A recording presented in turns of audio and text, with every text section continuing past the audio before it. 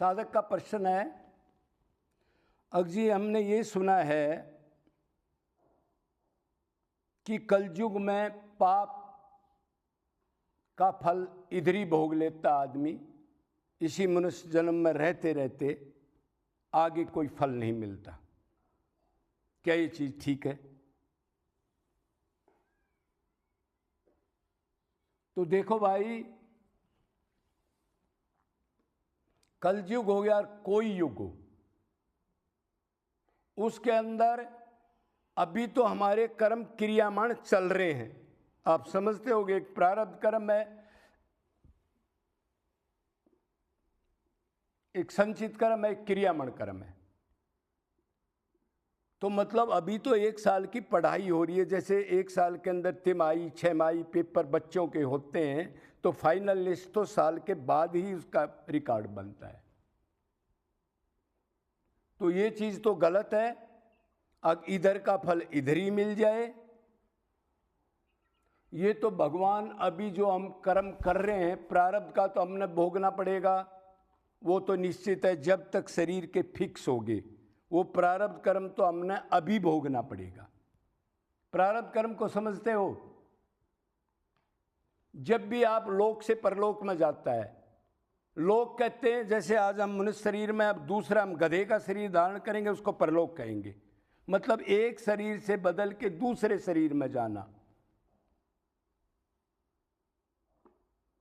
तो उसके कर्म संचित में से, जैसे समुद्र में से 1 गिलास पानी निकाल लिया, मोटा मोटा समझ लो, कई बार बताया है, उसमें से वो 40 साल जिए, 60 साल जिए, 100 साल जिए, वो परमात्मा ही फिक्स करता है और कोई नहीं जान सकता उसको। तो उसमें से इतना कर्म उसके फिक्स कर दिए जाते हैं। जैसे कोई बहुत बड़ा स्टोर है, उसमें से थोड़ा सा 1 मुट्ठी अनाज निकाल लिया जाए, वो कर्म का अनाज समझ लो, और उसको फिक्स कर देंगे। सुख दुख ये इस टाइम पर इसके आएंगे, उनको कोई मेट नहीं सकता। तो ये तो हो गया प्रारब्ध कर्म। उसमें मरने का, जीने का, आयु, स्थान तक निश्चित है। जहां मरना है उधर आपको पहुंचना ही पड़ेगा, वो पहुंचा देगा, वो कर्म ही आपको उठा के ले जाएगा। तो ये प्रारब्ध कर्म हो गया। एक संचित कर्म है। संचित कर्म उसे कहते हैं जो अभी हम बोल रहे हैं, आज के दिन अभी ये संचित में चला गया, और इस जन्म का शुरू से लेकर के और पिछले जन्मों के अनंत पुण्य पाप का स्टोर, अनंत है वो पाप और पुण्य, और इस जन्म के अब तक जो हमने कर्म कर लिए वो संचित में चले गए, ये संचित कर्म होगा। क्रियामण कर्म ये हो गया जो इससे आगे, अब जब तक हमारी शरीर छूटेगा उसके बीच का गैप में जो हम कर्म करेंगे वो क्रियामण कर्म है। मतलब कर्मशील, गतिशील कर्म है, हुए नहीं है अभी लेकिन होंगे वो। तो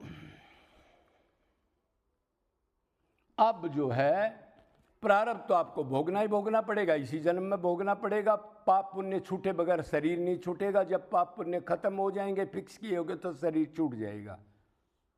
लेकिन इस जन्म का इसी में भोगना पड़े, ये गलत है। इस जन्म की तो फाइनल लिस्ट बनेगी हमारी। जब ये देह छोड़ेंगे तो ये सारे कर्म इकट्ठे होके ये फिर संचित में जाएंगे, और फिर संचित में से अगले योनि किसी में जाएंगे, उसका प्रारब्ध बन जाएगा, उसमें से थोड़े कर्म फिर भोगने के लिए ये अनंत बार बनते रहे, अनंत बार भोगते रहे। तो इधर ही फल नहीं मिलता। इधर फल किस लिए नहीं मिलता? अभी एक गाय काट रहा है, एक बूचड़ खाने में है, वो डेली गाय काट रहा है, 70 साल से बीमार भी नहीं हुआ। आप बोलो, है कोई जवाब किसी के पास? मतलब भगवान ने कर्म करने में स्वतंत्र छोड़ा है, भोगने में परतंत्र है। जो कर्म कर रहा है वो डेली परमात्मा हृदय में बैठ के उसके नोट हो रहे हैं। भगवान उसके हाथ को नहीं रोकता। सूर्य का प्रकाश नहीं दूंगा, वायु नहीं दूंगा, पानी दूंगा, ऐसे द्वेष नहीं करता वो जीव से। वो कहता है फल तो भोगना पड़ेगा, लेकिन द्वेष नहीं करता। एक आदमी अब सात्विक है बेचारा, भगवान का भजन कर रहा है, उसका 10 रोग लगे पड़े हैं। एक आदमी सुबह से शाम शराब पीता है, उसका कुछ नहीं होता, बीमार नहीं होता। अभी एक बच्चे ने जन्म लिया है, वो विकलांग पैदा हो गया। एक बच्चा किसी ने सेठ ने गोद ले लिया तो गरीब से एकदम करोड़पति बन गया। किसी को गड़ी हुई चीज मिल गई पृथ्वी से।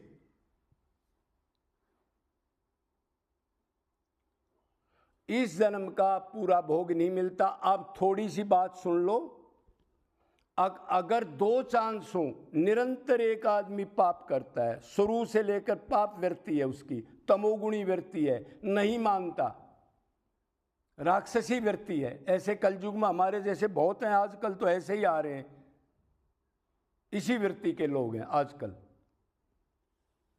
तो वो जो निरंतर पाप करता है उसका 20-25% जब ज्यादा पाप हो जाएंगे तो इधर मिलने लग जाएगा। समझो किसको मिला है? बीच के आदमी को नहीं मिला, धर्म पाप वाले को, जो निरंतर शुरू से लेकर के आखिर तक पाप करता है। उसके वो पिछले पुण्य सारे नष्ट होके फिर वो घड़ा भर जाता है ना, आदमी कहते हैं अब घड़ा भर गया। ऐसी दशा में 20-25% फल इधर मिल जाता है। और जो निरंतर पुण्य धर्म आदमी करता है, सतोगुणी है, उसको भी पुण्य इधर 25% मिल जाएगा। बीच के लोगों का बिल्कुल नहीं मिलेगा, वो पिछला है, वही आपने है। अब आगे जो करोगे तो शरीर छोड़ने के बाद वो संचित में जाएगा, फिर आपको भोगना पड़ेगा। तो ये मत समझना अब मैं पाप कर रहा हूं, मेरे को फल नहीं मिला और ज़्यादा तक लूट खसोट करूं, जमीन पर कब्जा करूं, किसी को ठगूं, 420 करूं, ये मत समझना। ये सब नोट हो रहा है, ध्यान रखना। आगे नहीं छुड़ेगा, इधर तो कोई छूट जाएगा रुपए दे करके। कलयुगी जज भी हैं, कलयुगी पुलिस भी है, हम ही तो हैं पाप के पैसे के लिए। उधर ऐसा नहीं होगा, रत्ती भर भी, तिल भर भी कोई चीज इधर उधर नहीं हो सकती। तो वो जो है आगे आपको भोगना पड़ेगा। अब आप कहोगे जी ये आदमी 16 साल से चारपाई पर पड़ा है, तो 16 साल से चारपाई पर पड़ा है तो ये पिछला भोग रहा है, इसका तो और आगे इसको और ज्यादा मिलेगा। वो तो प्रारब्ध फिक्स हुआ, उसको भोग रहा है। वो जो मैंने बताया था, जन्म लेते ही प्रारब्ध फिक्स हो जाता है, पाप पुण्य जो इस जन्म में भोगने। तो इससे गलत मत सोच लेना अब मैं गद्दारी मक्कारी कर रहा हूं, मेरे को बुखार नहीं चढ़ा, मेरा बच्चा नहीं मरा कोई, या मेरे को कोई रोग नहीं लगा। बेटा सारा का सारा हिसाब बनेगा। अगर ये हो जाए इधर ही भोग लेता है तो जो पाप करता है उसको कुछ नहीं हुआ, वो तो फिर डरेगा नहीं, पता नहीं क्या क्या अपराध कर बैठेगा। ऐसा नहीं है, नोट हो रहा है, उसका फल मिलेगा, फाइनल हो जाएगा, तब